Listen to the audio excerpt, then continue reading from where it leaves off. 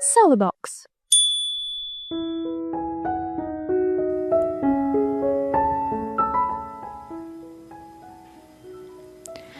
Si Celine Ramos ay 28 anyos. Madalas ay naka-jeans at blouse lang. Walang makeup at walang arte sa katawan. Babaeng mas pinili ang tahimik na pamumuhay kaysa ipagyabang ang yaman na taglay. I don't need the world to know who I am just to feel validated. At saka, I want people to see me, not the name behind me. Samantala, si Marco Villanueva, 30 anyos, sa kapila na pagiging sweet, loyal at tapat na nobyo. Dumarana siya ng tensyon sa pagitan ng ina at ng babaeng mahal niya. Ipaglalaban kita, Celine. Hindi dahil kailangan, kundi dahil ikaw ang pinipili ko. Sa harap ng lahat, sa harap ng pamilya ko, sa harap ng sarili ko. Ikaw ang pipiliin ko araw-araw. Magkaibang ugali, magkaibang mundo, pero iisang layunin, ang ipaglaban ng pagmamahalan nila. Kapag ang ina ng nobyo mo ay handang bayaran ka para lang mawala sa buhay nila, tatanggapin mo ba o lalaban para sa pagmamahal?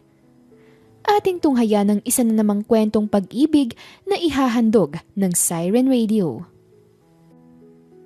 Mainit ang sikat ng araw nang tumapat ang wall clock sa 12:00 ng tanghali.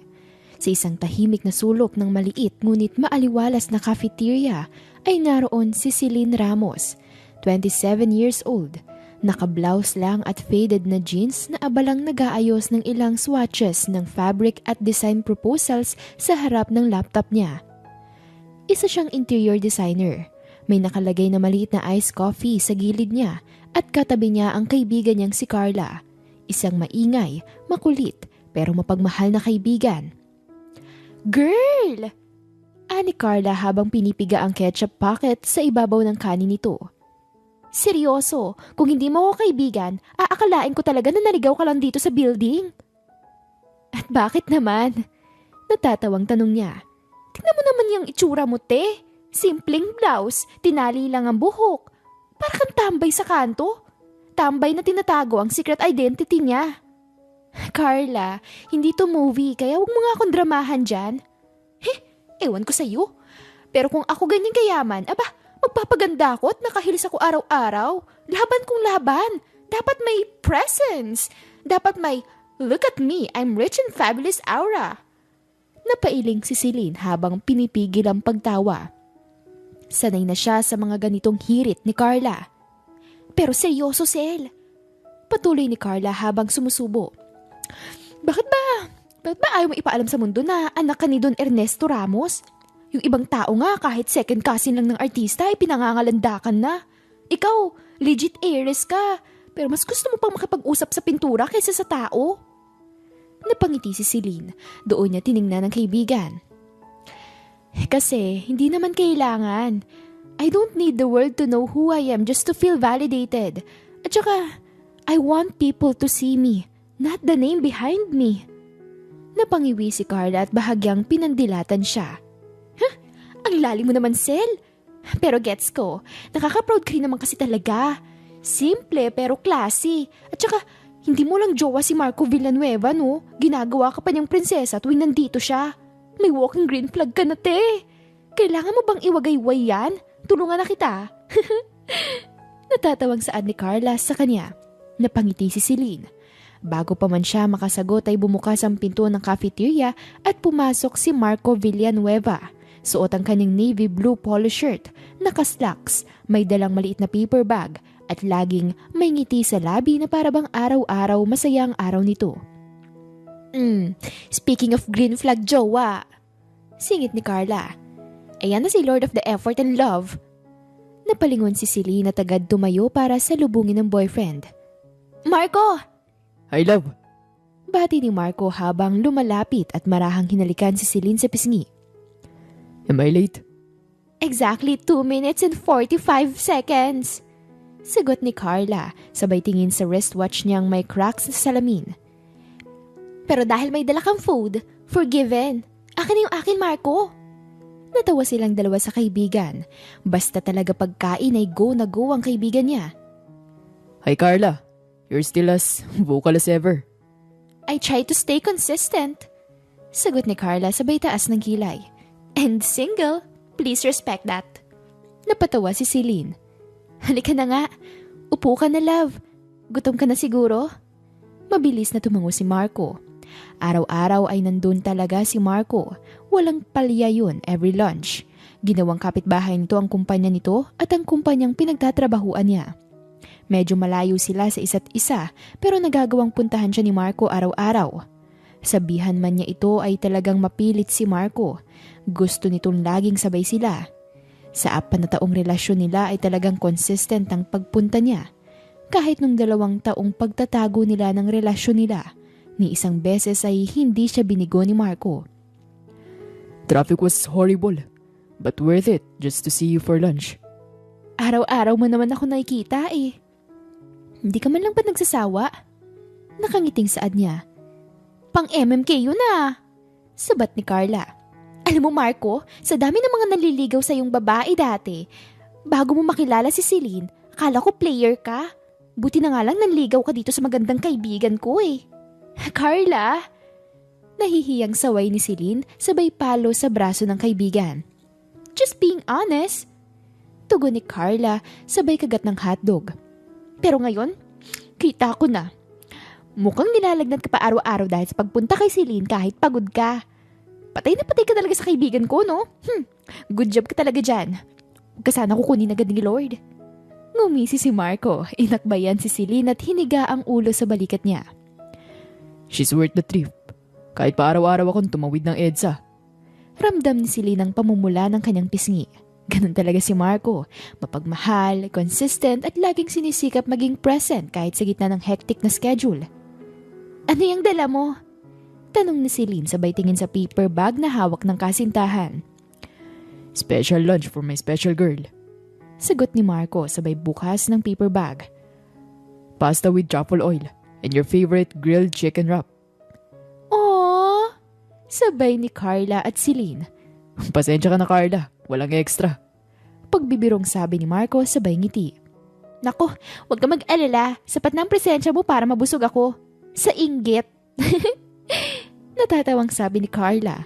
Nagbibiro lang. Makakalimutan ba naman kita? Ikaw ang araw-araw kasama ng mahal ko eh. Binigay nito kay Carla ang pagkain. Habang kumakain ay nagkukwentuhan ng 3. Si Marco ay nagtatanong kay Celine tungkol sa current project nito habang si Carla naman ay panayang biro. Binabansagan si Marco ng boyfriend of the year at sinabing kaya raw siguro hindi siya nagkakajowa dahil sinakop na ng lahat ni Marco ang effort quota ng buong taon. Love. Ani Marco habang hawak ang kamay niya. Have you thought about the wedding venue we talked about last time? Ngayon ay nasa kanya na ang buong atensyon ni Marco. Yup, sagot ni Celine. Actually, meron akong gustong tingnan. Garden wedding. Simple lang, tsaka open air. Simple? Garden? Sabat ni Carla. Girl, pasabugin mo na. Mayaman ka. I mean, yung magiging asawa mo. Gusto ko ng fireworks, imported orchids, live band na puno ng violinist, ganon, tsaka dress na gawa ng designer sa Paris, yung mga ganon. Natawa si Celine at napailing. Hindi ko kailangan ng engrandeng kasal para lang masabing mahal ko si Marco. Exactly. Sabi ni Marco, proud na proud. Kahit sa backyard lang, basta ikaw ang bride. Perfect na yun. Napangiwi si Carla at inis na tinignan silang dalawa ni Marco na ngayon ay naglalambingan na. Ha! Diyos ko! Resign na nga ako sa pagiging single. Ani Carla sabay lagok ng iced tea. Diyos ko! I'm ready to be adopted by this couple. Please take me to your honeymoon. Mabilis na napailing si Marco. Sure. Tagadala ka ba ng bagahe? Ayoko na pala. Nakakapagod. Masayang nagpatuloy ang tanghalian nila. Walang kaartihan, walang show-off. Sa mata ng ibang mga customer sa cafeteria ay isa lang silang normal na magkasintahan na nagkakasiyahan sa lunch break nila. Walang may alam na ang babaeng naka-jeans at simpleng blouse ay isa pala talagang tagapagmana ng isa sa pinakamalaking real estate holding sa bansa. Mainit ang aroma ng nilulutong garlic buttered shrimp na bumabalot sa buong unit ni Celine. Malamlam ang ilaw sa kusina. May jazz music na marahang tumutugtog mula sa Bluetooth speaker. Sa tabi ng stove ay naroon si Celine, nakasuot ng oversized shirt at shorts, hawak ang kahoy na spatula habang nag-aayos ng ibang ingredients. May boses na nagmumula sa likod niya. Napalingon si Celine at nakita si Marco na nakasandal sa pinto ng kusina.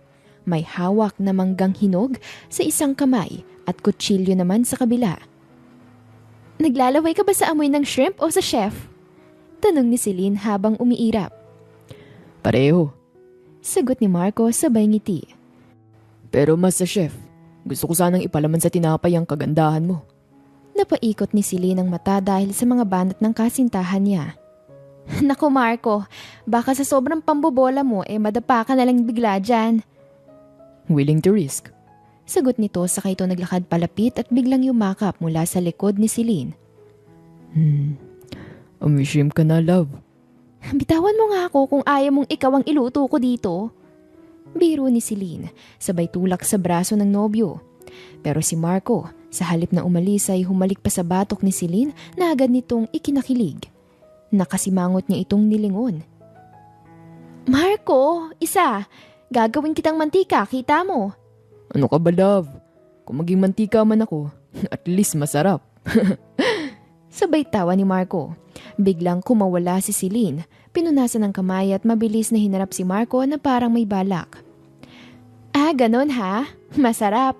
Gusto mong mas lalong sumarap? Nagulat si Marco nang bigla siyang kiniliti ni Celine sa tagiliran. Yun ang talagang kahinaan ng isang CEO na ito. Love! Wait! Teka! Huwag dyan! Nakikiliti ako! Natatawang saad ni Marco na halos mapasigaw ito habang tinatakasan ng mga kiliti ni Celine. Hindi ka titigil Ayan. Gusto mo to, di ba? Puro ka pambobola. Natatawa ding sabi ni Celine habang hinahabol si Marco papunta sa sala. Bumagsak si Marco sa sofa at agad siyang inatake ni Celine ng kiliti sa tagiliran. Pero sa halip na matalo, mabilis na gumanti si Marco at inikot ang nobya. Hanggang sa siya naman ang nasa ibabaw at nakahiga si Celine sa sofa. Aha! Caught you! Bulong ni Marco. Unfair ka! You use your strength and muscle. You should have let me tickles you, love. Siyempre, bonus yan. Sabay halik ni Marco sa ilong ni Celine, pababa sa kanyang pisngi hanggang sa labi. Naging mabagal ang bawat halik, banayad ngunit puno ng init. Bumigat ang hininga ni Celine habang ang kamay ni Marco ay pumaikot sa bewang niya. Love. Bulong ni Marco habang pinapanood ang mukha ng nobya.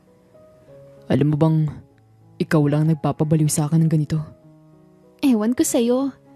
Sagot ni Celine pero mahigpit ang yakap niya sa binata.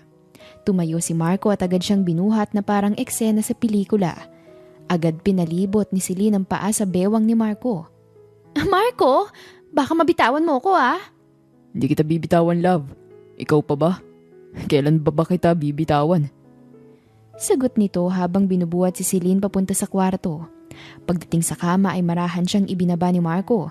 Naghaharutan pa sila sa ibabaw ng kama habang patuloy ang tawanan nila, halikan at lambingan. Para silang dalawang batang walang problema sa mundo.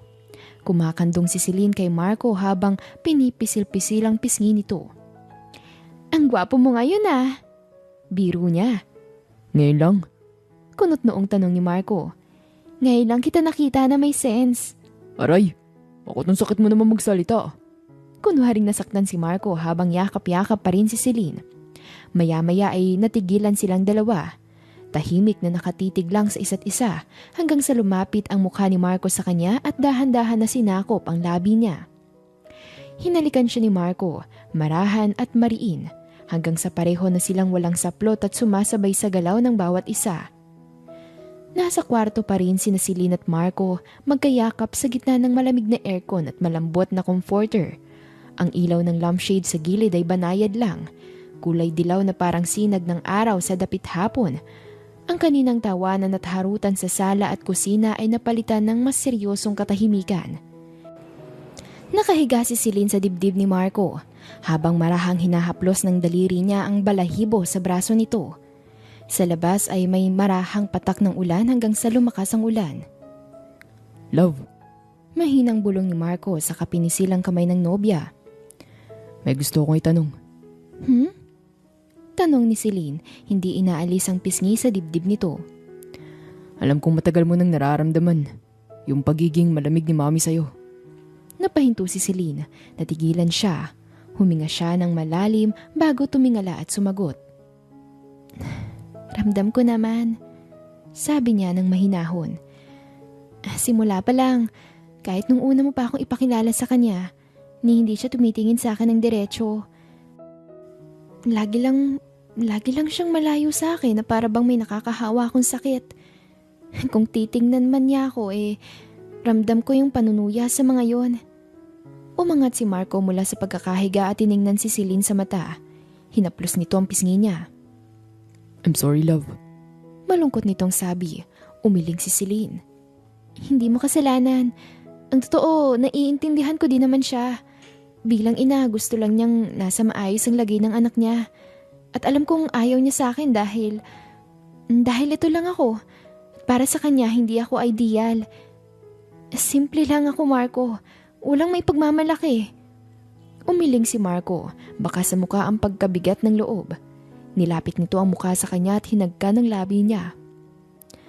I overheard her talking to Tita Louise one time. Dagdag ni Celine.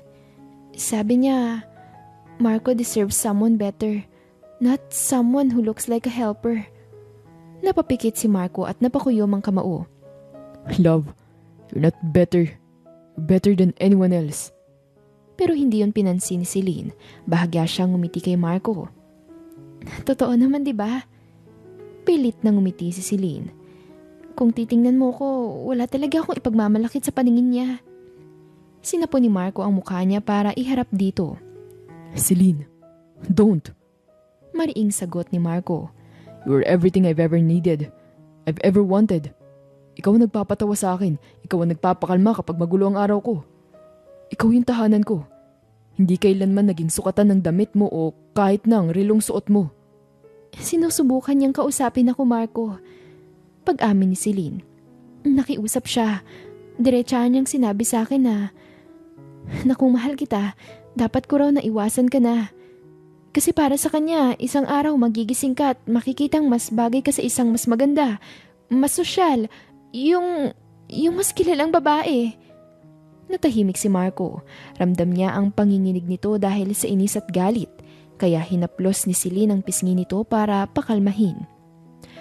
Ayaw kong sabihin sa'yo dati, kasi ayokong lumaki yung lamat niyo ng mami mo. Pero ayokong magsinungaling sa'yo. Hindi ko siya pinatulan, hindi ko rin siya pinahiya. Pero hindi rin ako papayag sa gusto niyong mangyari. Hanggat hindi ikaw ang nagsabi sa akin na lumayo ay mananatili ako sa tabi mo. Tumango-tango si Marco. Gusto nitong komprontahin ng ina, ngunit alam nitong ayaw ni Celine na inaaway nito ang ina ng dahil lang sa kanya. Hanggat kaya ay gusto ni Celine na naroon pa rin ang respeto ni Marco sa ina nito. Celine.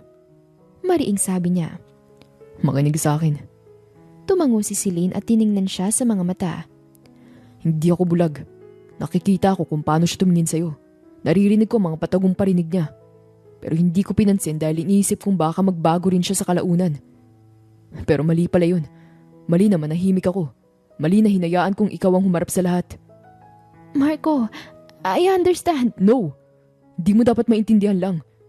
You deserve more than that. Dapat ako naging sandalan mo.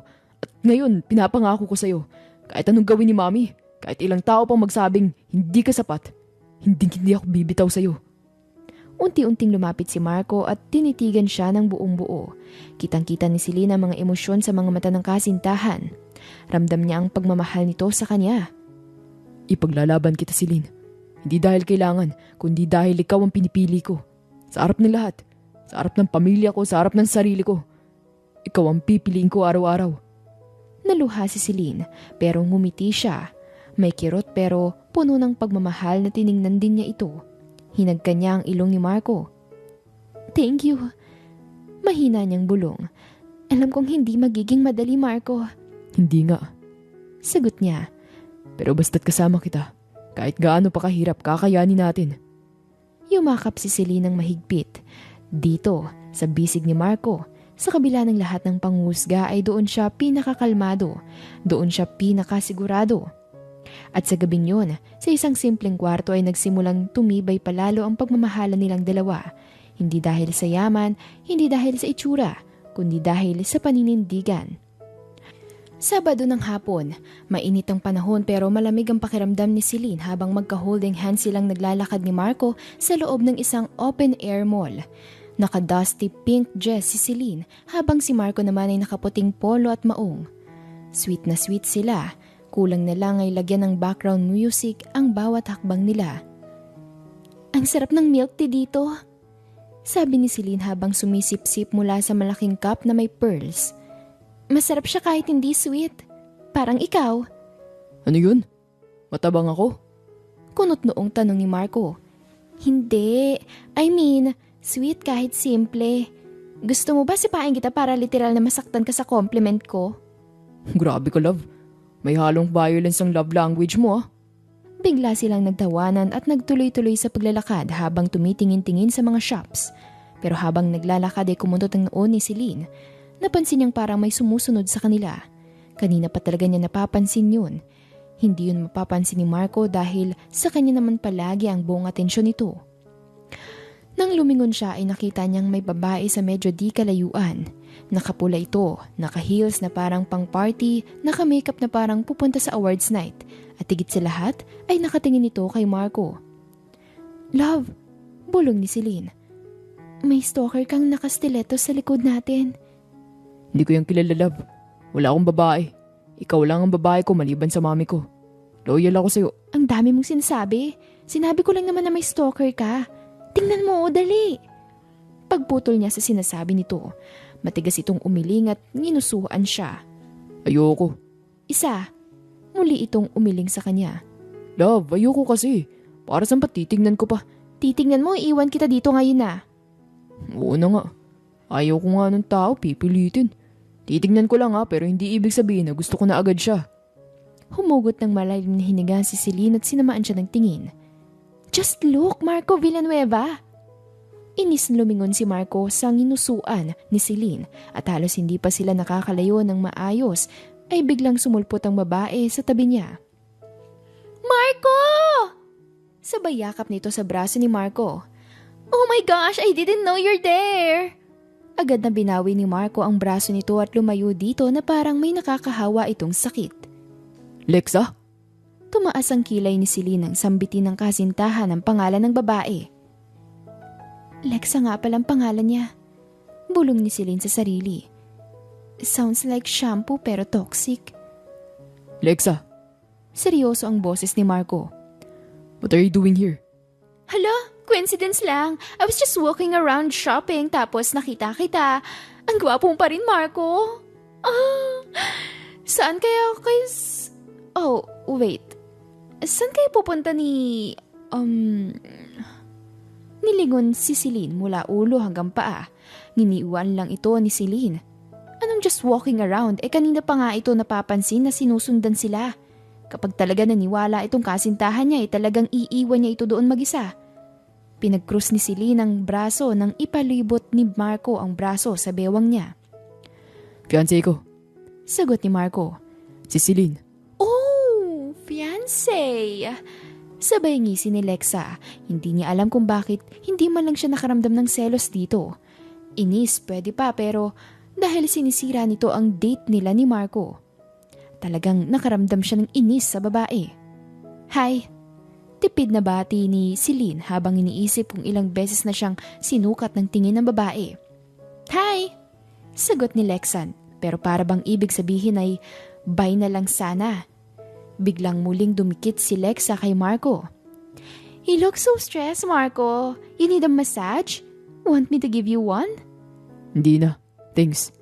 Saka lumayo si Marco, literal na umiwas ng 1 metro. Sinama pa siya nito sa paglayo. Pero hindi talaga sumusuko si Lexa. Parang may magnet at muli itong lumapit kay Marco. Marco, naalala mo nung nasa Bali tayo? That massage... Lexa! Singit ni Marco. Stop. And step back, please. Wow. Bulong ni Celine habang umunguya ng pearl mula sa iniinom niya. Nag-level up si girl. From creep to clinging to clown. Tinawanan siya ni Marco pero nakasimangot pa rin kay Lexa.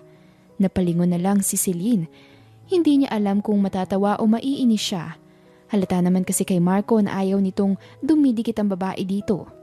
Makikita sa mukha nito kapag tumitingin sa kanya, para bang humihingi ng tulong na aalisin na ito doon. Lexa, what are you really doing here? Hinawakan ni Lexa ang dulo ng buhok at bahagyang pinaikot yon. Well, actually, your mom invited me for lunch tomorrow. She said I should spend more time with you. You know, just in case. In case of what, Lexa? Tanong ni Marco, puno ng inis. Hinayaan lang ito ni Celine. Nakatingin lang siya sa mga ito habang umiinom ng milk tea. Kahit na gusto niyang sipain ng babae para magka-date na sila ni Marco. Ang dami pa nilang lilibutin sa totoo lang. Just in case you realize what you're missing. Sabay kindat ng babae. Napapangiwing lumayo si Marco. Pumunta ito sa likuran ni Celine para magtago. Celine almost choked on her milk tea. Baka ang missing ay dignity mo, girl. Matalim na tiningnan ni Celine si Marco. Paalisin mo nga yan o ikaw ang iiwan ko dito. Gusto mo makipag-date sa sarili mo? Inis na bulong niya na ito lamang ang nakakarinig. Hinawakan ni Marco ang magkabilang bewang niya para pigilan siya. Humarap ito kay Lexa na may seryoso ang muka. Lexa, let me be very clear. I'm not interested. I never was. At kung gusto mo talagang igalang sarili mo, lumayo ka na. Hindi ako nananakit ng babae pero ang fiancé ko, kaya kang idiretso niyan sa sementeryo ng walang galos. Love naman. I'm telling the truth. Nakangusong baling ni Marco sa kanya ng kurutin niya ito sa tagiliran. Umirap siya pero bahagyang sumandal sa likuran nito habang humihigop ng milk tea. Singhal ni Lexa. Your mom said... I don't care. Putol ni Marco. This is my life. At kung sinusubukan mong guluhin ang girlfriend ko, you're wasting your time. Pagtalikod nila ay sumunod pa rin si Lexa. Bahagyang sumandal si Celine kay Marco at inis na tiningnan ng babae. Love, stalker level na to. Kulang na lang magdala yan ng white lady costume eh. Tumingin si Marco sa likod. Nandun pa rin si Lexa at naglalakad parang manikin na buhay. Alam mo, baka biglang sumulpot yan sa likod ng shower curtain natin mamayang gabi. Kailangan nakayakap ka sa akin. Sa taas ko lang naman ikaw matutulog mamaya eh. Gawin mo lang akong higaan mo, love. Saad ni Marco na hinalikan pa ang ulo niya. Sige, pag-iisipan ko. Habang papasok sila sa bookstore ay biglang lumapit ulit si Lexa. Marco, wait! Lexa! Hinarap ito ni Marco at sinamaan ng tingin. If you take one more step, I swear, I'm gonna scream like a girl. Natatawang siniko ni Celine ng kasintahan dahil sa sinabi nito. True ba? Hindi ako pumapatol sa bakla, love ah.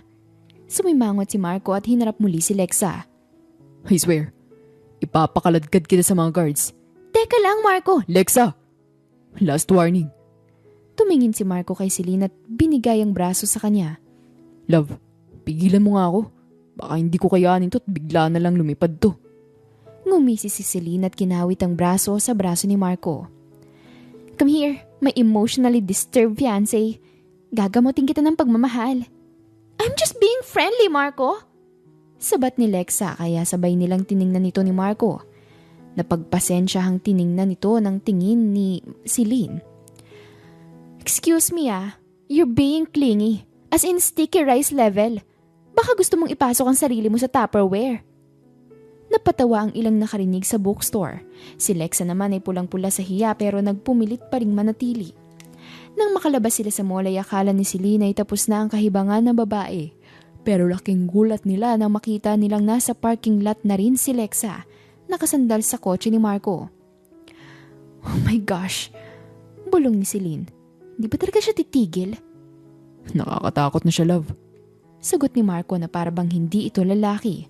Paglapit nila ay nilapitan ni Marco si Lexa. Alam niyang napupuno na si Marco. Lexa! Sabi nito at this time ay seryoso na. Kung may respeto ka sa sarili mo, you live. I love Celine. Kahit kinuntsaba ka pa ni Mommy, hindi niyo ako mapapasunod. Stop following me. Stop following us. Dahil malapit nang maubos ang pasensya ko. Napatingin si Lexa kay Celine pero ang ngiti ni Celine ay parang nagsasabing, "Try me, girl." Pinaikutan siya ng mata ni Lexa at umalis na rin, pero bago umalis ay nagbitaw pa ng huling linya. "Well, kung sakaling magbagong isip mo," tinapat ni Marco sa harap nito para patigilin siya. Nope, never. Hindi mangyayari yun. Pagkaalis ni Lexa ay binuksan ni Marco ang kotse at inalalayan si Celine na makapasok. Parang pagod na sumandal si Celine. "Grabe yung babae. Parang power bank ang kabaliwan." Sabay tawa ni Celine. Nakakadring nga ng energy, love. Nasira pa ang date natin, kainis. Ani Marco. Hinarap naman ito ni Celine at nginitian. "Love, next time magdala tayo ng garlic and holy water para naman handa tayo." Pabirong sabi niya pero sunod-sunod na tumango si Marco. Nagkatawanan sila habang paalis ng mall. Habang papalayo ay tahimik na napangiti si Celine habang hawak ang kamay ni Marco. Hindi niya kailangan ng validation, hindi niya kailangan ng approval. Basta't alam niyang mahal siya ni Marco at ipaglalaban siya nito ay sapat na. Biyernes ng hapon, maayos ang suot ni Marco. Puting dress shirt, navy slacks, nakaayos ang buhok at panlalaking amoy nito. Pero sa kabila ng itsura nito ay kayang magpatigil ng board meeting. Ang ekspresyon ng mukha nito ay parang isang estudyanteng pinagalitan ng prinsipal. Habang nakaupo sa couch sa opisina nito, nakangiwi at nakakunot ang noo nito habang hawak-hawak ang cellphone na kung saan makikita ang sunod-sunod na text thread mula kay Lexa. "Hi Marco, just passed by your office building. Coffee? Just us. Miss you. Come down and say hi. I brought brownies, special recipe. Hello, Marco." Napabuntong hininga si Marco sa kamarahang hinampas ang noo sa file folder sa mesa niya. Lord, give me strength. Baka magkasala ako. Malapit ko na talaga masipa to eh. Biglang bumukas ang pinto ng opisina ni Marco at pumasok si Lexa na naka-crop top, fitted skirt na sobrang ikli, stilettos heels at may hawak na kahon ng brownies. "Marco!" Masayang bati nito at tinaas ang kahon na hawak. "Surprise! I brought you something sweet para naman gumaan ang mood mo." Lexa? How did you even... Why are you here? Get out! "Your receptionist loves me." Sabay kindat nito kay Marco. Mukhang kailangan ko ng palitan yung receptionist ko. Umiling si Marco. Agad tumayo at nilapitan ng babae. Lexa, please. I'm working. You can just come barging in. Tss, I just wanted to give you these brownies. Sabay abot ng kahon. I made them by myself, with love, or something stronger. Napakunot ang noo ni Marco. What do you mean stronger? Humagikhik si Lexa na ikinangiwi ni Marco. Joke lang, pero baka sakali, di ba? Napaatras si Marco na parabang may nakalagay ngang lason sa kahon. Bahagyang tinulak nito yon pabalik kay Lexa. No thanks. Oh, come on. One bite lang. No, Lexa. I'm not eating anything from you. From all I know, nilagyan mo yun ng gayuma. Nahulog ang panga ni Lexa. Hindi makapaniwalang tiningnan si Marco. Excuse me? You heard me. Mariing sagot ni Marco. Baka mamaya paggising ko, may wedding ring na ako at ikaw ang katabi ko. No way. Nabigla si Lexa pero maya-maya ay napangiti ito. Sinubukan nitong lumapit ngunit lumayo lang si Marco. Grabe ka naman. I just want to make you happy. Well, you're making me weirded out. Lexa, umalis ka na. Please, I need to work. At isa pa, I already told you, I love Celine, not you. Never was you. Hindi mo pa talaga naiintindihan yun? Tumayo si Marco at dumiretso sa pinto at binuksan ito. This door is your friend today. You'll regret this, Marco. Maya-maya ay humarap ito. Babalik ako mamaya. Dadalhan kita ng lunch. I regret wearing long sleeves in this heat, but not this decision. Agad na sinara ni Marco ang pinto. Pagkalabas ni Lexa ay napaupo si Marco sa swivel chair niya. Napakapit sa sentido. Kailangan din niyang kausapin ng mami niya para tigilan siya nito. Ayaw niyang maging dahilan nito ng hindi pagkakaunawaan nila ng kasintahan. Sa sobrang inis ay kinuha niya agad ang susi ng kotse at umalis ng opisina. Isang destinasyon ang nasa isipan niya, kay Celine. Habang nakaupo si Celine sa sofa, nakapajamas at nagbabasa ng design magazine ay umiinom siya ng tsaa. Mamayang gabi pa uuwi si Marco, kaya kailangan din niyang libangin ang sarili. Pagbukas niya ng pinto ay bumunga ng itsura ni Marco na para bang binagsakan ng langit at lupa. Nangunot ang noo niya. Love. Nakangusong yumakap si Marco. Ayoko na. Tulungan mo ako. Baka maposes ako mamaya at bigla ko na lang siyang ibitay. Napataas ang kilay ni Celine. Hinaplos niya ang likuran nito. Ha? Bakit? May multo ba? Tanong niya dito. Worst. Si Lexa. Natawa si Celine at pinapasok ito. Halika nga rito. Umupo ka at sabihin mo sa akin ang lahat. Sabihin mo kay Doktora Celine. Come on, love. Love, hindi na siya normal. Pumunta siya sa opisina ko, may dalang brownies. Oh, ano ngayon? Hindi talaga mawala ang ngiti niya habang nakatingin dito.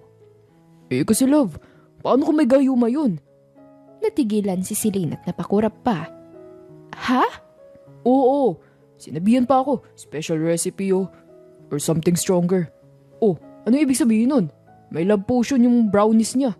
Hindi ko tinanggap. Ayoko ng pagmamahal na may expiration date. Tinitigan niya ang kasintahan hanggang sa malakas siyang natawa. Grabe ka, love. Pati gayuma naisip mo talaga? Hindi ako magpapabiktima, no? Hindi. Baka mamaya paggising ko, gusto ko na siya. Hindi pwede. So anong gagawin mo? Pinalayas ko siya. Tapos dumiretso ako dito. Dahil sabi niya, babalik ulit siya para dalan ako ng lunch. Kung hindi ko tayo kukwento sa iyo ngayon pa lang, sasabog na lang ako bigla habang nagdadrive. Or worse, baka itapon ko siya sa building mula sa rooftop. Inis na saad ni Marco na ikinatawa niya. Ang loyal naman ng mahal ko. Halika nga dito. Hinuwakan niya ang ulo nito para ihiga sa dibdib niya. Agad na pinalibot ni Marco ang isang braso sa bewang niya. Love, tingnan mo to. Sabay abot ni Marco ng phone niya. Binuksan nito ang chat thread at ipinakita ang sunod-sunod na mensahe ni Lexa. Just dreaming about you last night. Bet Celine can cook brownies like I do. Still thinking about Bali. I saw this shirt and thought about you. Want me to send it? It's small, tight, like me. Napatingin si Celine sabay turo sa screen. Napangiwi pa siya. Kadiri naman yan. Gusto mo ba na ako na magpalit ng SIM card? Tanong ni Marco. Ikaw ang bahala.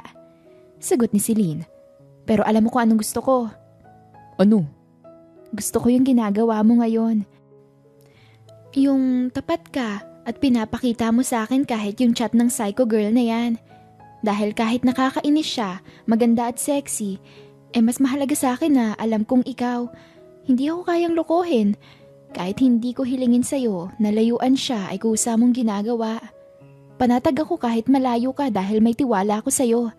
Alam kong hindi mo ko sasaktan. Malambing na saad ni Celine at hinaplos ang mukha ng kasintahan. Napangiti si Marco. Humigpit ang yakap nito sa kanya. Siyempre naman, I'm yours. I'm proudly owned by Celine Ramos. Kung pwede lang na ipatato ko sa noo ko, gagawin ko na eh. Please lang, wag. Masisira yung symmetry ng mukha mo. Love, promise ko to Kahit ilang Lexa pa yan, kahit ilang brownies pang ibigay niya, ikaw lang ang gusto ko. Ibang tamis mo eh. Ikaw lang ang tunay na reseta ng puso ko. Namamanghang na pangiti si Celine. Aba, may hugot Hindi mo kinain yung brownies pero para kang nakainom ng sweet syrup. Ganun talaga kapag tunay na nagmamahal, no? Sagot ni Marco sabay yakap sa nobya ng mas mahigpit. Hindi mo kailangan ng gayuma. Kailangan mo lang ng isang taong hindi takot ipaglaban ka. Araw-araw. At habang nakayakap si Marco kay Celine ay alam nilang kahit may Lexa na parang kabuti, ang pag-ibig nila ay nakatanim sa tiwala at katapatan. Isang linggo talagang hindi pumasok si Marco sa kumpanya nito. Araw ng Lunes pero malamlam ang enerhiya ni Marco habang nakasandal sa sofa ng kondo ni Celine. Naka-formal wear na ito pero halatang tinatamad na naman pumasok. Parang estudyanteng walang assignment at ayaw makaharap sa terror teacher. Love, wika ni Celine habang inaayos ang necktie nito. Hindi ka na naman papasok? Bahagyang napaungol si Marco at mariin na pinikit ang mga mata. Ayoko, baka nandun na naman si Lexa. Baka may dalang banana cue na may gayuma o sumulpot na naman sa ilalim ng mesa ko. Mukha pa naman siyang multo. Ang puti na mukha niya tapos naka-white dress pa siya. Ang pangit-pangit tingnan. Love, baka dati siyang multo. Natawa si Celine. Hinaplos niya ang mukha nito at marahan na hinagkan. Grabe ka talaga, hindi yun multo. Although, malapit na. Hinila ni Celine ang kamay ni Marco para makatayo ito. Sige na, sasamahan na lang kita. Mangsusumbat ka na naman na mamayang gabi na iniwan kita sa gitna ng labanan. Parang batang napanguso si Marco at hinawakan ang kamay niya. Promise mo yan ha, kapag sinugod ako ng bruha, ikaw ang sasalo. Kahit si Lex sa pang lumipad at maging dragon, gagawin ko yon. Kaya tara na, bago pa magbago ang isip ko. Tahimik ang buong floor habang naglalakad si Marco at Celine papasok sa opisina. Napapatingin ng ibang empleyado at hindi may kakaila na bagay silang tingnan. Ang CEO na parang artista at ang girlfriend nitong may kakaibang aura. Minsan lang pumupunta si Celine doon, pero halos lahat din doon ay kaklose din niya. Pagpasok nila sa opisina ay tinanggal ni Celine ang suot niyang shades at ngumiti. Ang linis naman dito. At ang bango pa. Parang hindi naman ganito ang amoy nung huling punta ko dito ah. Natawa si Marco at inakbayan siya patungo sa sofa. Ikaw ang nag-request ng ganyang amoy, love. Dapat kasi araw-araw kang nandito eh. Nakangusong saan nito. Naunang naupo si Marco sa sofa at saka siya hinila pa upo sa kandungan nito. Agad na pinalibot ni Celine ang braso sa leeg ng kasintahan. Hindi ka naman siguro guguluhin ng babaeng yun ngayon eh. As if on cue ay bumukas ang pinto at doon ay pumasok ang babaeng pinag-uusapan nila. Si Lexa, naka-red bodycon dress na mukhang masikip sa baga. Naka-heels na parang pang Miss Universe prelims at may bit-bit na tote bag na may designer logo. Oh, wow! Bulong ni Celine. Speaking of the devil. Marco! Sigaw ni Lexa na parang hindi siya nito nakita sa kandungan ni Marco. Napatingin lang si Marco sa kisame para bang sinasabi nitong, Lord, take me now. Napailing si Celine. Inayos niyang upo at pinagkurus ang legs, sa kanya kinuha ang cellphone. Kinuha pa niya ang magkabilang kamay ni Marco para ipalibot yon sa bewang niya. Nagkunwari silang busy. Wala ni isa sa kanila ang tumingin o sumagot kay Lexa. Good morning, Marco! Brought you some new tea blend. It's organic and very cleansing. Tahimik pa rin sila. Kumurap-kurap si Lexa at tumayo sa harapan nila. Hello? Wala pa ring umimik. Marco! It's me, Lexa! Deadma. Pinatong ni Marco ang baba sa balikat ni Celine at tiningnan ang ginagawa ng kasintahan. Who's that, love? Tanong nito. Pinadyak ni Lexa ang mga paa. Mukhang naiinis na dahil sa pandededma nila. This is so immature! Bitch! Talk to me! Umalis ka nga dyan sa kandungan ni Marco. I'm talking to him. Si Carla, nagtatanong kung papasok ako. I said no. Sinabi ko na aayusin pa natin ang ibang kailangan sa kasal. Schedule pala natin mamaya kay Mama Beck para sa gown na tuxedo mo. Malakas na saad ni Celine para hindi nila marinig ang boses ni Lexa. What time? I'll cancel the meeting later. Mamayang tanghali pagkatapos nating mag-lunch. Tumangutango si Marco at paulit-ulit na hinagka ng balikat niya. Napasimangot si Lexa at padabog na tumalikod. Nang paalis na ito ay hindi nito namalayan na may unan sa mismong dadaanan nito, ang throw pillow mula sa couch na tinapon ni Celine. Nawala ng balanse si Lexa, diretso ito sa flat na sahig na para bang tinulak ng gravity out of spite. Ani Marco pero pinigilan ng matawa. Napahawak sa tiyan si Celine dahil sa pagpipigil ng tawa nito pero agad ding tumayo at nilapitan si Lexa. Matalim na tingin ni Lexa kay Celine nang makita itong papalapit. Akala niya itutulungan siya nito. Ayoko ng tulong mo, okay? I don't like someone like you na hahawakan ako. You dirty... Hindi na natuloy ni Lex ang kanyang sasabihin. Natigilan siya nang dumaan lang si Celine sa tabi niya. Yumuko ito hindi para tulungan siya, kundi para pulutin ang unan. Pinagpaganito ni Celine at hinaplos ng paulit-ulit na para bang mas nasaktan pa ito kesa kay Lexa. Are you okay, Pillow? May natamaan ba o nasaktan ka? Saan ang masakit? Don't worry, Mama and Papa is here. Come on. What the? Good. Saad ni Celine sabay agad na inayos ang unan sa bisig niya saka siya bumalik sa sofa. Sayang kasi tong unan. Mahal to eh. Imported. Halos malaglag ang panga ni Lexa. Mabilis itong tumayo at tinapik-tapik ang sarili pero halatang napahiya. FYI, sabi ni Lexa habang pinapagpag ang tuhod niya. Hindi ako madaling patumbahin. Talaga? Ani Celine nang hindi ito tinitingnan. Kasi parang isang unan lang humandusay ka na kaagad. Pinilit ni Lexa na hindi magpakita ng kahihiyan. Marco, I'll see you later. Pero bago siya makalabas ay sumagot si Marco. No need. Hindi ako papasok mamaya dahil busy ako. Pulang-pulang pisngi ni Lexa nang lumabas ng opisina na parang tinapala ng mantikang kumukulo. Pagkaalis ni Lexa ay tumayo si Celine at umupo muli sa lap ni Marco. I told you. Ani Celine. Akong bahala. Natawa si Marco at niyakap siya.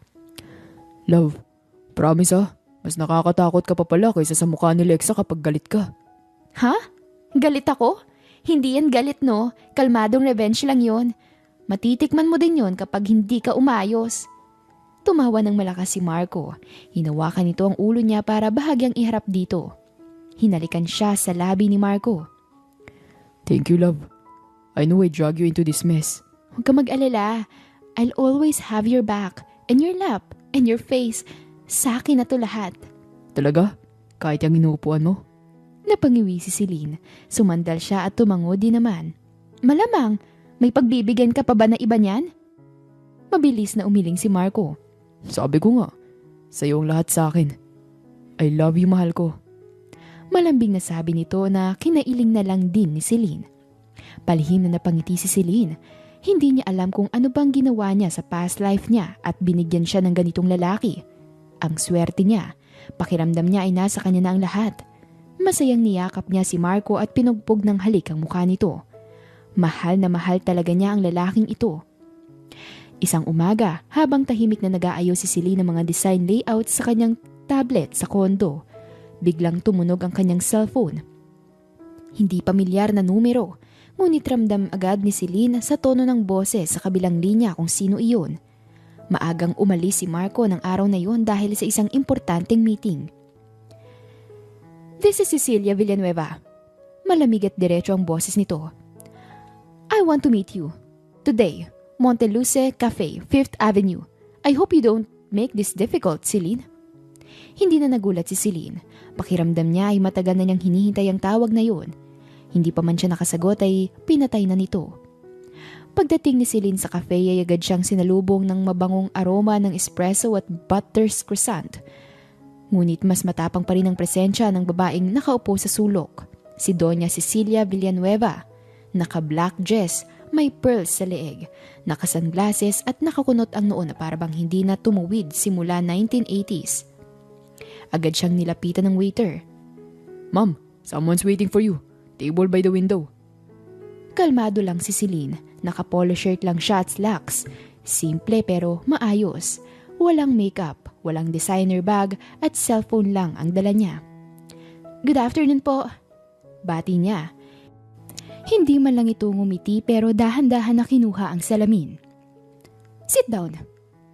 Tahimik na naupo si Celine. Nilagay ang cellphone sa mesa. Walang masyadong tao sa cafe. Parang eksaktong pinili ang lugar para sa isang pribadong usapan. I'll go straight to the point, Celine. I'm offering you 2 million pesos right now. Cash. Just leave my son. Stay out of his life. Tahimik lang si Celine. Walang reaksyon ng mukha niya. Hindi man lang nagulat, hindi na inis. Gusto sana niyang tingnan ng daliri niya kaso ay magalit ang kaharap niya. Kaya palihim niya itong nilagay sa hita at pasimpleng tiningnan. I know girls like you. Simple, pretty, soft-spoken. But underneath that soft little smile is ambition. You see men like Marcos tickets to comfort, to status, to fortune. Well, I'm sparing you the drama. Okay, kibit balikat na saad niya. But seriously, you're simple. Patuloy ng Donya. Too simple. Your background is vague. Your family is unknown. And look at you. You dress like you just came out from a grocery store. Napangiti si Celine, pilit na pinipigilan ng tawa. Grocery store? Ang taray ng insulto. Marco deserves someone's better. Someone who can match his background, his future. You're not it. Dahan-dahan na tumingala si Celine para diretsong tingnan ng Donya. So, ano pong gusto niyong mangyari? Tinulak ng Donya ang envelope patungo sa kanya, ngunit hindi niya yun tiningnan. Halatang selyado pa.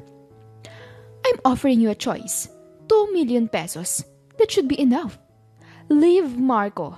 Cut all ties with him. Now. Hindi agad sumagot si Celine. Tahimik lang siya. Sa isip niya. 2 million? Akala mo siguro ay parang pera lang ang habol ko sa anak mo. Walang emosyon ang mukha ni Celine. Kinuha niya ang sobre, binuksan at tiningnan ng manager's check. Legit. Tumango siya. Noted po. Saka siya tumango. Salamat sa oras nyo. Magandang araw po. At tuloy-tuloy siyang lumabas ng cafe. Walang drama, walang confrontation, walang bakas ng galit sa mukha niya. Pero sa dibdib niya ay may apoy na lumalagablab. Hindi agad umuwi si Celine. Dumiretso siya sa private bank. Nasa isang high-security private room siya ngayon. Tahimik ang paligid. Sa harapan niya isang bank officer ang nakangiti. Sanay na sa high-profile clients. Good afternoon, Miss Ramos. How can we assist you today? Bati ng manager nang makilala siya. Hi! Magiliw na sagot ni Celine. I'd like to open one of my trust fund accounts. Also, I need a manager's check. Of course. Please fill out the details here. Sa loob ng 5 minuto na isagawa ang lahat, isang manager's check worth 10 million pesos. Nilagay niya ito sa isang puting sobre. Sa ngayon ay isang maliit na note ang isinama niya. I'm giving you this not because you ask, but to show you that not everything and not everyone has a price. Please leave me and Marco alone. I can pay for your silence more than you could pay for my absence. Sinara niya ang sobre. Pinadeliver niya ito diretso sa opisina ni Doña Cecilia. Kinabukasan na isang eleganteng brown envelope ang dumating sa assistant ni Doña Cecilia. Nakasulat sa ibabaw ang strictly confidential for Mrs. Cecilia Villanueva only. Hindi na ito naghintay. Agad nitong binuksan ang sobre at inasahan na siguro ang thank you note o ang pagbawi sa relasyon nito kay Marco. Pero hindi niya inakala ang laman. Manager's check, 10 million pesos at isang note. Binasa niya ito 2 beses, pangatlo. Pero hindi siya makapaniwala. What is this? Sigaw ni Doña Cecilia, nakatitig sa cheque na parang sinusunog nito ng tingin. Agad na lumapit ang assistant niya. Ma'am, may problema po ba? Get out! Agad lumabas ang assistant. Nag-init ang ulo ng Donya. Tumayo siya at pabalik-balik na naglakad at halos ibato ang tasa ng tsaa. Agad nitong tinawagan ng private investigator nito. Tinawagan ng mga kilala. Nag-utos sa mga kaibigan sa high society. Inusisa kung sino si Celine Ramos at doon niya nalaman ang katotohanan. Maria Celine de Vera Ramos, anak ni Don Ernesto Ramos, yumaong business tycoon at tagapamahala ng Ramos Holdings, isa sa pinakamatagumpay na real estate empire sa bansa. May mga properties sa Makati, Tagaytay, Davao, Cebu at sa ibang bansa. Ang pamilya ni Celine ay hindi lang mayaman, napakayaman. Nabigla si Doña Cecilia, napaupo siya sa sofa at natahimik. Ang babaeng akala niya ay ordinaryo lang, akala niya ay walang ipagmamalaki. Hindi pala ordinaryo kundi pinili lang mamuhay ng simple. Hanggang sa makita niya ang lumang feature ng Forbes Philippines. Bata pa si Celine doon kaya walang nakakaalam kung anong itsura nito nang lumaki. 10 taon pa lang kasi nang mamatay ang magulang nito. Ngayon ay ang tito niya ang namamahala habang hindi pa handa si Celine. The reclusive heiress, Maria Celine de Vera Ramos, only daughter of the late Don Ernesto Ramos, currently holds silent shares in over 22 property development subsidiaries under Ramos Holdings. Mas mayaman pa si Celine kaysa sa buong Villanueva family. Hindi siya makapaniwala. Her? Bulong niya. That soft-spoken girl in a blouse and jeans? That's her? Nasa kondo na si Celine. Tahimik lang siya habang nagtitimpla ng kape. Kalmado lang talaga siya. Love, Tawag ni Marco habang pumapasok sa unit. guess who I ran in today? My mom. At alam mo bang hindi siya nagsalita buong elevator ride? Talaga? Tumango si Marco at tumabi sa kanya. Otomatikong pumalibot ang braso nito sa kanya. Yeah, para siyang pinutulan ng dila. Weird, no? Kapag nagkikita kami, agad akong bubulungan nun tungkol sa'yo. Ngayon wala, tulala lang siya. Huli na nga niya nang mapansin nasa tabi niya ako. Tumango-tango si Celine. Maybe she just realized some things. Hindi niya ginawa yun para ipahiya si Doña Cecilia. Hindi niya ginawa para magyabang. Ginawa niya yun para sa sarili niya at para sa pagmamahala nila ni Marco. Hindi kasi lahat ng babae ay nabibili at hindi lahat ng tahimik ay mahina. Nahiga si Marco sa hita ni Celine. Love, don't ever leave me, ha? Kahit anong sabihin o ialok ni mami sa'yo. Napangisi si Celine at niyuko ito. I wouldn't. But if ever may mag-alok ng 20 million, baka. Uy! Tumawa si Celine habang hinahaplos ang buhok ni Marco. Hindi na niya kailangang ipaliwanag ang nangyari. Hindi na kailangang ipagyabang ang ginawa. Sapagkat sa pagmamahal, ang tunay na yaman ay hindi laging nagyayabang. Minsan ay sapat na ang dignidad at ang kakayahang ipagtanggol ang sarili. Tahimik man pero matatag. Makalipas ang ilang araw ay maagang gumising si Celine para ipagluto ng agahan ng kasintahan. Nasa kusina siya, nagtitimpla din ng kape, suot ang oversized shirt ni Marco. Sa kwarto ay naroon si Marco, nagbibihis at muli itong nakatanggap ng mensahe mula sa kanyang sekretarya. Hindi na ito tungkol kay Lexa, kundi tungkol sa kanyang ina. Sir Marco, your mom dropped by this morning and she asked for an urgent lunch meeting with you today. Very serious tone. I think it's important. Napakunot ang noo ni Marco. Anong kalokohan na naman to? Bulong niya pero alam niyang kailangan niyang harapin ang ina. Maagang dumating si Marco sa mansyon ng Villanueva. Tinawagan niya talaga ang ina na doon na sila sa mansyon. Dumating si Marco at diretsong umupo sa tapat ng ina. Okay, ma'am. What is it this time? Tanong niya at walang pasakali. Tahimik si Doña Cecilia ng ilang segundo bago niya inilabas ang sobre. Ang sobre na may manager's check na 10 milyon mula kay Celine at ang isang note. You need to see this. Kinuha yun ni Marco. Binasa at dahan-dahang lumaki ang mga mata niya.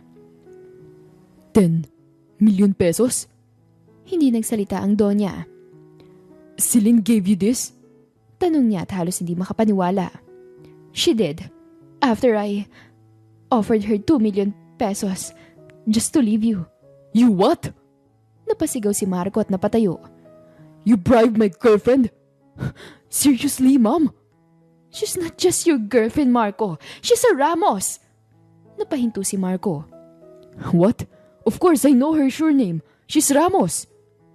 She's Maria Celine Ramos, anak ni Don Ernesto Ramos, the heiress of Ramos Holdings, and I had no idea. I thought she was just a simple girl. Dahan-dahang umupo si Marco, hawak pa rin ang sobre at nanginginig ang kamay. Ma, bulong niya. Bakit mo ginawa to? Because I thought she wasn't enough. I thought she was just after your money, your name. But you're wrong. Mariing sagot ni Marco. Mas mayaman pa siya sa atin. At kahit kailan, hindi niya pinagyabang yun. I didn't know. That's the point, Mom. You judge her without knowing who really she is. Natahimik si Doña Cecilia. Hindi sumagot. Tahimik na tumikim ng alak pero halatang hindi ito napapalunok ng maayos. Pride and guilt were strangling her. I'm not saying she's not a good woman. Wika ng Donya. But I thought I was protecting you. Hindi ko alam na ako palang nagmumukhang mababa. Tahimik si Celine habang nag-aayos ng mga gamit sa kusina. Naroon si Marco, nakaupo sa counter at pinagmamasdan siya. Wala pa ring imik si Marco. Hindi niya alam kung paano uumpisahan hanggang sa nagsalita na ito mismo. Love, I know about everything. Yung kay mama, yung pera, yung Ramos Holdings. Ikaw. Tumigil si Celine, sandaling natahimik ang paligid. Ayoko malaman mo yung sa ganun paraan. Bulong niya. Bakit hindi mo sinabi? Because I didn't want you to love me for that part of me. Sagot niya. Ayokong isipin mo na pinagmamalaki ko yung yabang ng pamilya ko. Gusto ko lang mamuhay ng simple. Gusto kong makilala mo ko bilang ako, hindi bilang Ramos. I wanted you to love the Celine who wears jeans and drinks 3-in-1 coffee. Bumuntong hininga si Marco. Tumayo ito at lumapit kay Celine. Hinawakan ng mga braso para iharap dito. Alam mo, love, ang daming babae dyan ng isang post lang ng designer bag. Feel na ang mundo. Pero ikaw tong may kayang bumili ng buong mall, pero bumibili ka pa rin ng 50 pesos na tote bag. Hinaplos nito ang mukha niya. At mas minamahal pa kita dahil doon. Dagdag ni Marco. Pero sana sinabi mo, dahil kahit anong yaman pa yan, hindi magbabago ang pagmamahal ko sa'yo. Napayuko siya at bahagyang pinaglaruan ng daliri. I'm sorry. Tinaasan ni Marco ang mukha niya para halikan siya sa labi. Don't be sorry. Naintindihan ko. But please tell me, paano yung nangyari sa inyo ni Mom? Bumuntong hininga si Celine, naglakad papunta sa sala, umupo at tinapik ang tabi niya. Sumunod si Marco at umupo roon. Hindi ko na sana sasabihin sa'yo. Ayoko magkaroon tayo ng lamat ng mami mo dahil sa akin. Pero dahil alam mo din naman na, sasabihin ko na. Tinawagan niya ako, kinausap, inalok ng pera pa iwan ka. Nagulat ako pero hindi ako nagalit. Alam kong iniisip niya lang ang kapakanan mo pero hindi niya ako kilala. Hindi niya alam kung gaano kita kamahal. Kaya tahimik ako umalis. Dinala ko ang pera. Hindi dahil ginusto ko, kundi para ipakita yun sa'yo, ang sukat ng pagmamahal ko. Inabot ni Marco ang kamay niya at hinagkan yun. Then why the 10 million? Kiming ngumiti siya at umiling. Hindi para gumante, para lang ipakita sa kanya at sa kahit sinong magmamaliit sa akin na kaya kong lumaban, na hindi ako mabibili, na kung pera ang sukatan ng respeto, mas kaya kong bayaran ng katahimikan ng iba. Pero hindi ko yung gagamitin para magyabang. Ginamit ko yung para tapusin ang lahat. Natahimik si Marco. Pinagmasdan niya si Celine at sa wakas ay mas lalo pa siyang humanga sa kasintahan. Ninakawan niya ng halik sa labi ito. You're amazing, Celine. Hindi mo man lang alam ang lahat noon. Pero now I understand why I fell for you. Not because I'm rich? No. Ngumiti si Marco. Because you're strong. You're kind. You don't need to shout just to prove yourself. Nax, napaka-poetic naman. Natatawang saad niya. Ganun talaga kapag nai-inlove lalo. Sabay hila kay Celine sa isang mahigpit na yakap. Sorry kung nalaman ko ang lahat sa uli. Akala ko mas kilala na kita. Pero naintindihan ko. Hindi lang ako makapaniwala na sa 4 na taon. Hindi ko pa alam yun. Nito ko lang nalaman na ang pangalan ng daddy mo ay Nesto. Ernesto kasi yon. Nang hinala na ako dati pero sinawalang bahala ako dahil wala na ka namang sinasabi sa akin. Pinagkakatiwalaan ko kasi ang mga sinasabi mo. Kung ano lang naikwento mo sa akin, yun lang ang pinaniniwalaan ko. Wala din naman ako masyadong sasabihin dahil 10 years old pa lang ako nang mamatay sila. Wala akong masyadong memories nila lalo na't pareho din silang busy noon. That's why I understand, love. Ngumiti si Marco. Pasensya na kung hindi mo lang ako nag-research pa tungkol sa'yo. Tinuringan akong boyfriend ng matagal. Okay lang. At least hindi mo ako minahal dahil sa apelido ko. Well, baka dagdag pogi din yun. Biro ni Marco. But my love for you, that's all you. Kahit Ramos ka pa. Muling hinalikan ni Marco si Celine na agad namang tinugon ng dalaga. Mainit ang simoy ng hangin ng araw ng kasal ni Celine at Marco. Hindi sa isang grand ballroom ng 5-star hotel o sa isang executive na island resort gaya ng inaasahan ng marami. Sa halip ay isang garden wedding ang kanilang pinili. Tahimik, malapit sa kalikasan at gusto ni Celine ng open air talaga. Ang mga damo ay puno ng puting rosas at soft blushes funis. May simpleng arko sa gitna ng hardin na balot ng puting tela at mga fairy lights. Walang engranding chandelier o mamahaling gown na may train na 8 metro. Pero bawat panauhin, bawat ngiti at bawat yakap ay puno ng pagmamahal. Ano ba to, Celine? Reklamo ni Carla habang ayos-ayos ang buhok sa gilid. Naka-dusty blue dress ito na bagay sa garden theme pero halatang nanggigil-gil pa ito sa kanya. Mayaman ka naman. Mayaman din si Marco. Pwede naman tayong mag-grand ballroom sa hotel. Bakit sa garden lang tayo? Hala ka talaga? Napatawa si Celine habang inaayos ang laylayan ng kanyang simpleng puting wedding dress na pinagawa pa talaga. Hindi yun kamahalan. Ito talaga ang dream wedding niya. Simula sa design, garden wedding, sa gown hanggang sa venue. Gusto ko lang ng ganito. Mas tahimik, mas masaya. Ayoko nakasal na para lang sa photo op. Gusto ko yung bawat bisita natin ay mararamdaman kung gaano namin kamahal ang isa't isa. Sagot niya habang nakangiti. Wala ka talagang taste kahit kailan. Bulong ni Carla. Muli silang natawa at inakbayan ng kaibigan. Di ko nang may taste. Ako nang may asawa. Ang unfair mo talaga. Reklamo ni Carla pero halatang tuwang-tuwa rin. Kahit simple lang tong wedding mo, ramdam ko yung kilig. Kinakain na nga ako ng lungkot at inggit eh. Bakit kasi hindi ka pa magpakasal? Nakangiting tanong niya. Sumama ang mukha nito at nakasimangot na pinag-cruise ang braso. Isa naman ako manghihila ng groom, aber. Palibhasa, may green forest ka na eh. Lahat ng nakikilala ko mas malala pa sa green flag. Sa red flag. Piling ko talaga tatandang dalaga na lang ako. Sa aisle ay nagsimula ng tumugtog ang gitara. Lahat ay napatingin sa dulo ng aisle kung saan lumabas si Celine na suot ang isang flowy white dress. Walang alahas, kundi ang simpleng hikaw lang. Nakatingin si Marco sa kanya, naka-navy blue suit, at tulalang nakatitig sa kanya. Para bang ngayon lang nito muling nakita ang kagandahan ng babaeng araw-araw na nitong kasama. Mahal ko. Bulong nito sa sarili. Sa tabi ni Marco ay binulungan siya ng best man niyang si Ian. Bro, baka umiyak ka ah. Baka pagalitan ka ni Doña Cecilia. Sumimangot si Marco at tiningnan ng inang nakatulala din sa kanyang magiging asawa. Let her try. At nang dumating si Celine sa harapan niya ay nagkatinginan sila. Tahimik man pero puno ng paghanga ang pagmamahalan. Hawak kamay at sabay silang humarap sa pari. Marco Villanueva, do you take Celine to be your lawfully wedded wife? Without hesitation, Father. Ani Marco. Even if she chooses a garden wedding again. Nagtawanan ng mga bisita.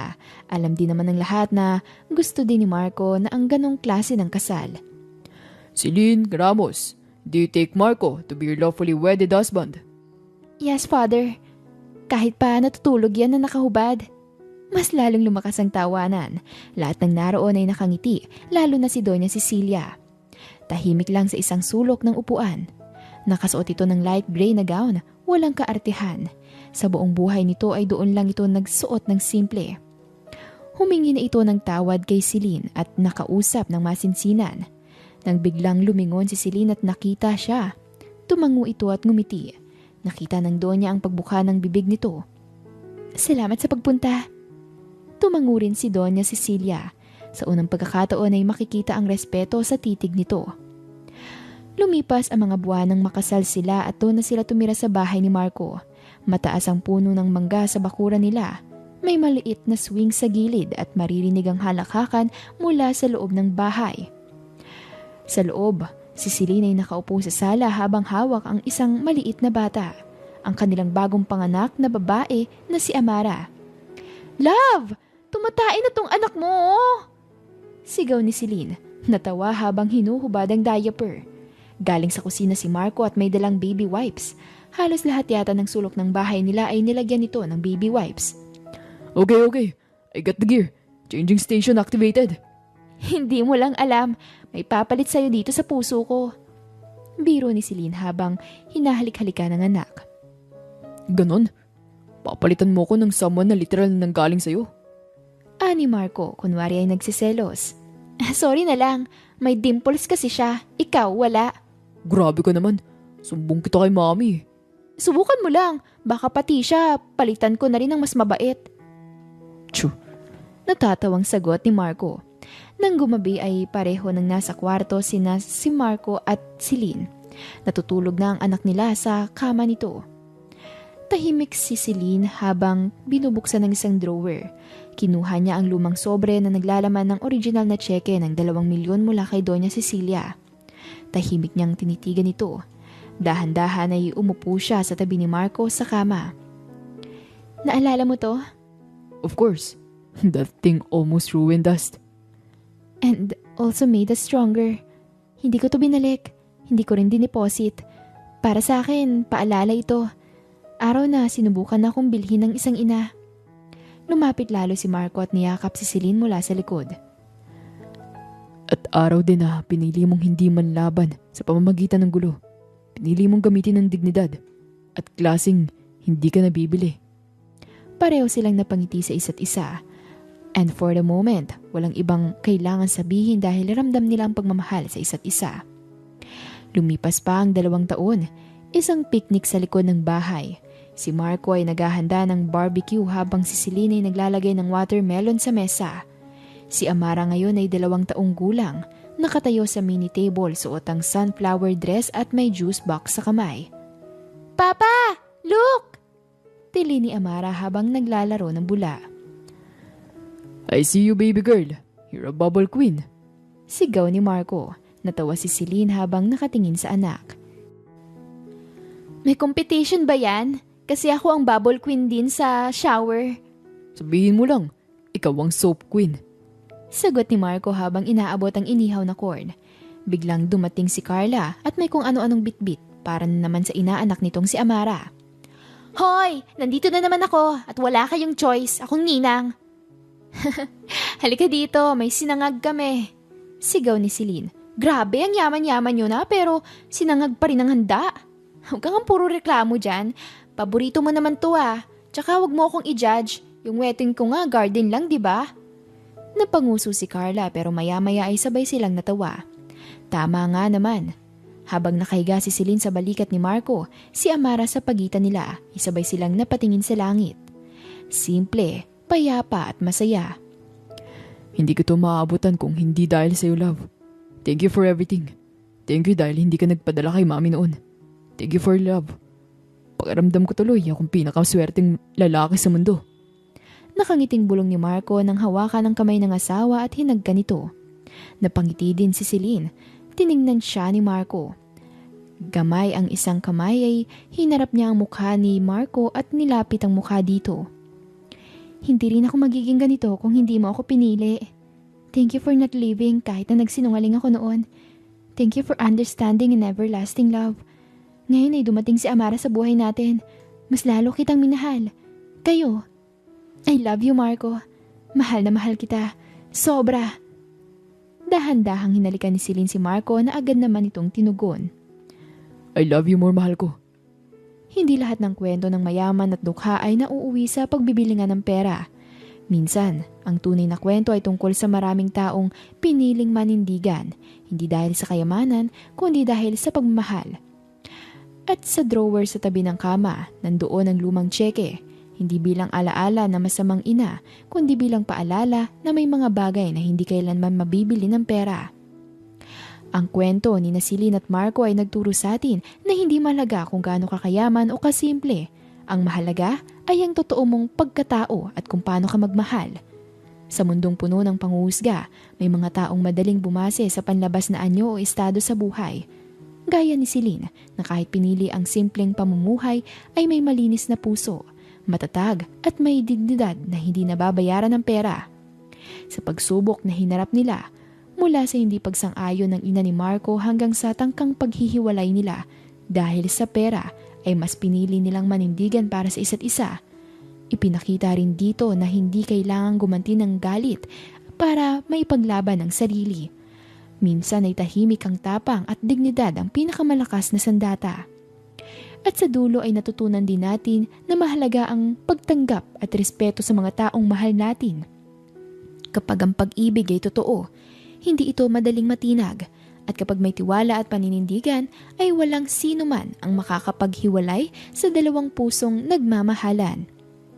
At dito na po nagtatapos ang kwento natin para sa araw na ito. Muli, ako po si Miss Demi. Maraming salamat po at hanggang sa muli.